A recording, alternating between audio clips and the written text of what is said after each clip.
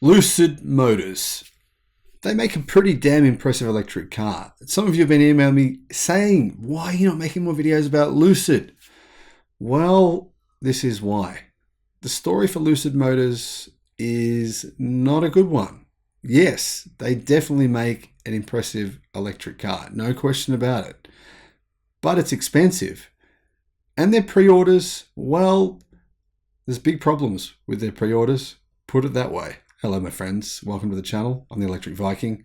My name's Sam Evans, and I'm coming to you from Melbourne in Australia. No, not California, where Lucid Motors are based, but fortunately, due to the internet, you don't need to be in California to work out what's going on with this company. And you know what? It's not Nikola levels of fraud, but it's sketchy. I'm telling you now. I just reported on some of the problems in their electric cars, which, to be honest, to be fair, I mean, you know, startups are going to have this. They're going to have teething problems with software and with engineering and, you know, with their product. That's understandable. However, they have been very critical of Tesla, or at least the founder has been very critical of Tesla. And so maybe they're being a little bit hypocritical here and throwing shade, throwing rocks in glass houses, as they say. Now, Lucid say they had more than 37,000 pre-orders at the beginning of the third quarter of this year. In other words, at the halfway point of the year, they said they had more than 34,000 pre-orders. Well, at the end of the quarter, they said they only had 34,000 pre-orders. So they're saying that their pre-orders went from 37,000 down to 34,000. So you'd think, right, well, therefore they must have delivered 3,000 cars because their pre-orders declined by 3,000, but they didn't. They delivered 2,282 vehicles. That means pre-orders fell away. Now, that pre-order book was valued at $3.5 billion. It's now dropped to $3.2 billion. So, do they really have 34,000 people waiting to buy an electric car that sells at an average of around 110,000 US dollars? Well, you know what? People reported back in March of this year that Lucid's pre-order book was sketchy. They claimed that the orders, in fact, a very large percentage of those reservations weren't actually placed by the general public, but by shareholders and by staff working at the company. Now, what are the key challenges here with knowing whether or not these orders are legit or not is that they're fully refundable. Because every one of them is fully refundable, the company could just do what other brands of car manufacturers have done around the world recently, and that is make them up. They simply fabricate them out of thin air. Are Lucid doing this? Well, they could be. Because, like I said, numbers have gone down this month. So it appears as though at least 800 people have cancelled their orders, and Lucid haven't received a single additional order in addition to that over the last 3 months. Is that possible? Well, I guess so, but that doesn't seem like positive news for the company, especially considering they've got new products available now and they're ramping production. It is a bit alarming when you think about the fact that they also have inventory stock sitting around. What do I mean by that? Well, I thought they had 34,000 pre-orders, you say, Electric Viking. Yeah, that's what I said. 34,000 pre-orders was 37,000, but somehow you can order one and get it straight away. Now that doesn't add up, in my opinion. Lucid actually launched a new page on its website promising the most convenient way to put a Lucid Air in your garage. The Available Now page skips the custom ordering process in favor of a number of pre-configured Air sedans, which are in stock. According to the page, they're ready for delivery immediately. Now, this seems a bit weird when you think there's 34,000, well, there was 37,000, now 34,000 people waiting for the car. None of them want one of these available vehicles. Just doesn't seem likely to me. It's possible, but doesn't seem likely. Lucid has been making waves all over the place. It recently launched the Lucid Air Grand Touring and the Air Pure. It hit Texas with a lawsuit over its dealership laws, and it lost $670 million during the third quarter while it works to meet production and delivery targets for the year. Lucid's luxury sedan is called the Lucid Air, and it comes in Pure, Touring, Grand Touring, and Dream editions. The Pure edition starts at $90,000 US, has a range of over 400 miles, and the top tier Dream edition starts at $150,000 US and has 520 miles of range, which is pretty impressive.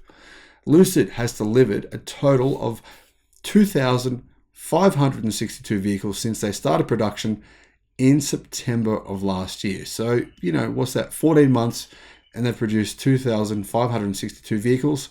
They have an order backlog of 37,000, or did, and now they have a bunch of stock sitting in the showroom you can pre-order right now. Now, Lucid initially planned to ship 20,000 vehicles this year alone, but they've reduced that target to 14,000 initially. Then again, they reduced it to 12,000 recently. However, they've now halved their estimate to 6,000 to 7,000 vehicles. So we're looking at an original figure of 20,000. In fact, it was originally 25,000.